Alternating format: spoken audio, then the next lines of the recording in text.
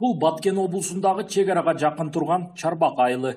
Айылда элдин жашоо турмушу начар болгондуктан чек арадагы айыл деген өзгөчө макам берилген. Чарбак айылын өнүктүрүү боюнча буга чейин өкмөт тарабынан аракеттер көрүлгөнү менен натыйжасыз болуп, эл үй жайын таштап, башка аймактарга көчүп кетүүдө.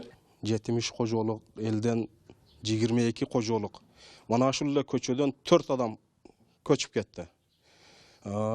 Пасқа айылдардан общий эсептесек 22 адам көчүп кетти кожолук ар жака.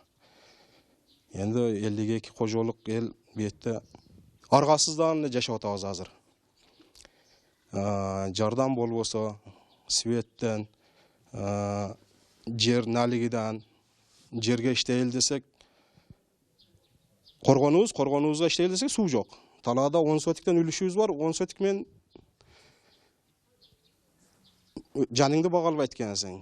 Баткен облусундагы чек ара аймактарында элди кармап калуу максатында Кыргыз өкмөтү Баткен облусуна өзгөчө статус берүү маселесин карап жатат.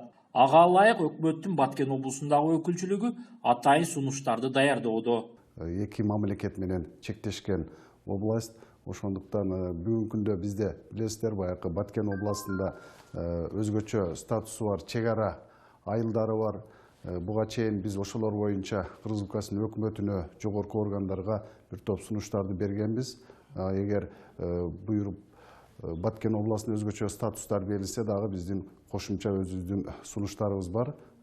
Ошолорду кошуп беребиз. Чек ара маселелери боюнча жергиликтүү серепчилердин айтымында Баткен облусуна өзгөчө статус берүү туура кадам. Бирок статус менен кошо облустук бийликке чек арадагы маселелерди чечүүгө укук берилүүсү зарыл. Статус берилгенден кийин ошол аймак, мисалы жосом айыл дейлик, ошол жерде бир элге шарт түзүп бере турган ишканалар болуш керек, айлык акылары көтөрүлүш керек. Анан мындай саясий жактан караганда ошол элдердин духуну көтөрсө, элдерге жеңилдик болсо, ошол чек араны бекем карашат. Белгилеп өтсөк, 2012 жылы Кыргыз Республикасынын айрым чек ара аймактарына өзгөчө статус берүү жана аларды өнүктүрүү жөнүндө мыйзам кабыл алынып, анын алкагында Баткен облусундагы 69 айылга өзгөчө макам берилип, мамлекет тарабынан чек арага жакын айылдарда көз карандысыз жолдор салынып, социалдык объектилер курулууда.